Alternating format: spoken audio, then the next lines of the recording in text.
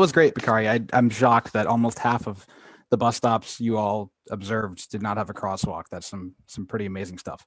Well, hello. Thank you, everyone, for joining me. My name is Quinn Kasal. I'm a master's student in urban planning at the University of Illinois, Chicago. Today, we're going to look at one of the more exciting transportation initiatives happening in the Chicago region right now, which is where I'm from. I'm obnoxiously proud of our pizza and everything else, so always down for that. But it's called the South Cook County Transit Pilot. For reference, Cook County covers all of Chicago and many of the inner suburbs, especially in the South Side, which is where this takes place. In terms of transit equity, I think this is one of the more significant initiatives happening anywhere in the country, so I'm proud to share it. But there's certainly much room for improvement, and we're definitely going to talk about that too. All right, let's do a quick overview of what we're talking about. At a high level, the South Cook Fair Transit Pilot is a 3-year transit equity program that slashes rail fares in half for dozens of underserved Chicagoland communities. It should go farther than that also, such as regional fare integration and service increases, but it doesn't yet, and we will get into why. But overall, we will learn some background. We will identify the issue that this addresses. We'll see how transit agencies have been working to address it already, look at what the pilot does, and then finally evaluate what it's doing well and what would make it better. First, let's meet some of the key players. On the left, we have the mayor of Chicago, Lori Lightfoot, elected to her first term in 2019. On the right, Tony Preckwinkle, the Cook County Board President. So these two are obviously very intertwined. The mayor holds a significantly higher profile in both local politics and media, and typically has significant influence over the CTA, which is the nation's second busiest transit authority by ridership, at about 1.5 million riders per weekday. This is pre-COVID numbers, obviously, and hopefully post-COVID numbers. But also we have PACE bus system, which is the suburban bus network that serves about 127,000 riders per day, and Metro, which is the commuter rail agency, serving 281,000 riders a day. They are a suburban commuter rail agency, like I mentioned, and they operate like one too, but they also have enormous potential to serve the city with better service using some of their underutilized lines, which is kind of the entire impetus behind this initiative.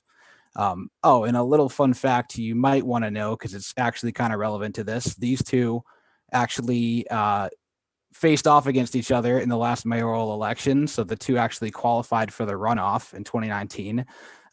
Pretty bitter race, as these things tend to be.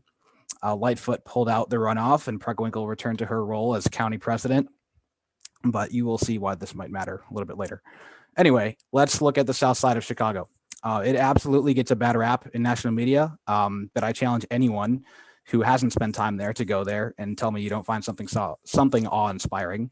But you can't talk about the South Side without acknowledging decades of disinvestment rooted in systemic racism and economic segregation. You can see here on the left that not only has Chicago's middle class mostly disappeared, but that much of the South Side today falls in the low income or very low income brackets. As we see on the right, this falls disproportionately on Black residents, which are marked in blue here, who make up a vast majority of South Side communities. Not unrelated to that are the uniquely South Side issues in access to opportunity. Chicago is known for its lengthy L system and reliable grid of frequent bus lines. But the South Side extends almost twice as far south as the North Side does north. It's huge. And the L system stops 43 blocks short of the city's southern border. So, and also as disinvestment has ravaged the South Side, the jobs that these residents have continued to move further and further away from them. So we have a major spatial mismatch here. Add it all up, and these graphics that we see should make a lot of sense. There's certainly other transit deserts in the Chicago region and in the city. I'm not trying to take away from those, but if you look at this right here and this right here, I mean, clearly the far South Side is by far the most disconnected part of the city. And that's, too many residents are waiting for transit that takes too long, costs too much, or probably both. Now let's look at the rail lines serving the South Side. This is just looking at infrastructure, lines and stations, regardless of who operates the service. So CTA and Metro both count. Yes, we have a lot of rail lines. And yes, these are all currently active. I know a lot of other cities would probably kill for this network of infrastructure alone.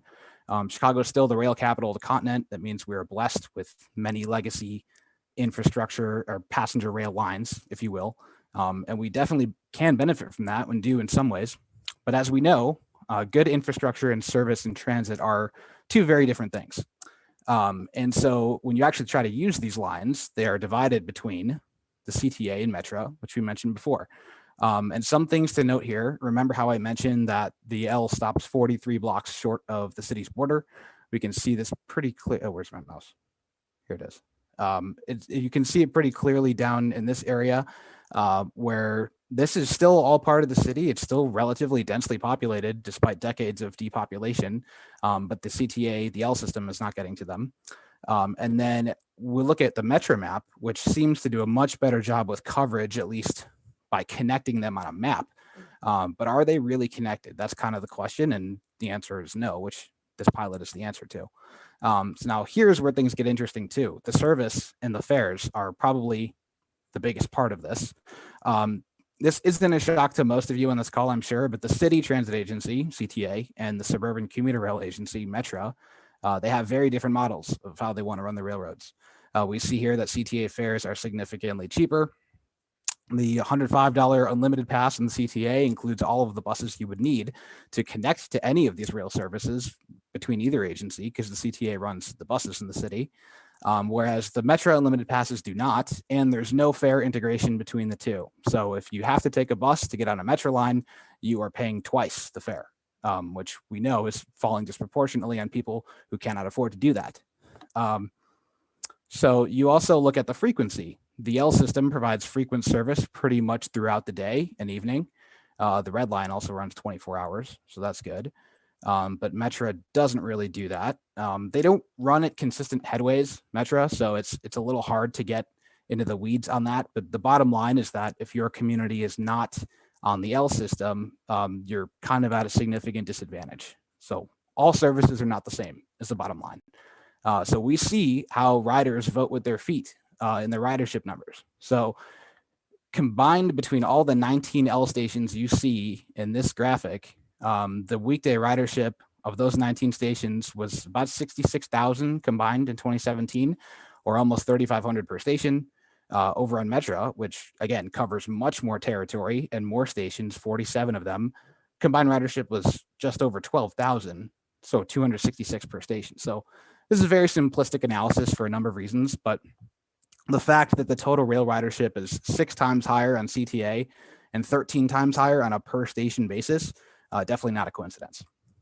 So the bottom line, we've established some context behind the South Side. It's disconnected between infrastructure and service that actually connects people to opportunities and where places they need to go. Bottom line is that the fares matter and the service matters greatly. And the South Side's transit infrastructure could be serving its communities far better than it does currently. Thankfully, our friendly agencies, CTA and Metro, are aware of this, and they've been working on ways to make it better. CTA's plan is to extend the red line, which is the southernmost line, to 130th Street. So that's this right here. Yes, it is very expensive to extend heavy rail. And yes, it was originally promised in 1969, I believe, but it's still a worthy extension that should have tremendous benefits. The problem is that it won't be finished for about a decade, if we're lucky, and these communities need relief sooner than that, I would say. Meanwhile, Metro started tweaking their fare zones in 2019, so you can see some of these stations were lowered a zone. So like some of the fares went down slightly to help these communities be a little more connected and make the fares make more sense. But it's kind of hard to judge if this made a serious impact. They don't take ridership data as often, and then COVID hit in 2020, so it's hard to say if that really moved the needle. Overall, these are both well-intentioned, but one of them doesn't take place for a decade, and the other one I would say didn't do as much to move the needle as would be needed. Enter the Fair Transit South Cook pilot, and our old friend Tony Preckwinkle. So she was a city alderman on the South Side, and she had been in contact with various groups that had advocated for using these Metro lines for better use over the years. So she's very familiar with this concept, and then finally became a champion for this program. And when she was asked, what is this going to do? How will this benefit Southside residents? I like this quote: if you're going to look at things through an equity lens, you do the best to address inequities and failures on the part of government. And the people in the county who are least well served by transit are people on the South Side and in the South suburbs. So at long last, I'll put you all through the ringer. We are back to the Fair Transit pilot. It started at the beginning of this year and runs through 2023. It cuts all Metro fares on the Electric and Rock Island lines, which are really the ones we've been talking about. It cuts them in half, and it increases service on a crucial Pace line, bus line that feeds both the Red Line and the Metro Electric. Some of the things that this does well is that Metro rail fares are on these lines are now pretty close to that of the CTA. Like we're talking about like $2 to $3 per ride. Also, I think the monthly passes are decreased as well. They better be. I also like that this pilot will last 3 years, which should provide enough time for communities to hear about this from marketing and word of mouth, hopefully increasing ridership. And finally, these communities, unsurprisingly, are among those hit hardest from COVID. So this should be a meaningful step towards economic recovery that I hope can make a difference in people's lives. As for things that could do better, there still are not integrated transfers between CTA and Metro, which is very frustrating given how much momentum this initiative has. So much so that the plan went forward without the CTA's participation at all, which is surprising. Another thing to note is that it doesn't look like Metro is increasing service levels right now in conjunction with this, despite the fact that the county's own mobility study that produced this plan showed that if even a modest increase in Metro electric service, I think it was like an extra 20 trains per day, would result in an added 84,000 daily riders on Metro, which is more than double the existing ridership on that line. System-wide, that would be an additional 48,000 people on transit. You do see that the CTA would be losing riders here, as you know, the riders would actually have a more convenient option for them and would make that choice theoretically. But the county is so behind this plan that they actually offer to reimburse the CTA for any of those ridership losses that they would accrue. So serious commitment to the plan. Given that, if you're wondering why the CTA still isn't interested, which prevents fair integration among other things, you are not alone. The CTA hasn't given much definitive reasoning lately, but the last significant statement from the city side on this came from our old friend, Mayor Lightfoot. In late 2019, she said, "I'm not in favor of it based upon the analysis that we've done. It essentially looks like a transfer of CTA passengers to the Metro line. I'm not going to support something that would have the effect of diminishing ridership at the CTA." Personally, I think Cook County addressed that issue when they offered to reimburse the fare losses, but what do I know?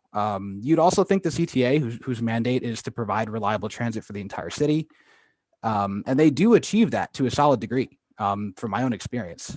And you'd think they would jump at the opportunity to meet city's residents' mobility needs, but they have kept the door open for future participation in this pilot. So here's hoping they get on board this year, or if not sooner. Anyway, for now, the South Cook Fair Transit pilot is underway. It is not perfect, but it is a start, and I'm very hopeful. Chicago is one of many cities where political self-interest and parochialism can get in the way of mobility needs.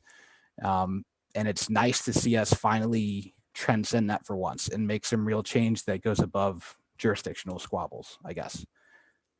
And that is about all I've got. Like I said, my name is Quinn. You can catch me on Transit Twitter. If you're so inclined, I plan to resume blogging on this and similar topics at a blog that's been on hiatus since I entered grad school, but I hope to resume that soon. And I don't know if we have any time for questions, but sorry for interjecting. There is one question that's like a clear question. There's a lot of discussion going on, but Barbara did ask how this pilot is being promoted. Yeah, I've seen a lot of social media promotion of it. I know there has been a community engagement plan behind it.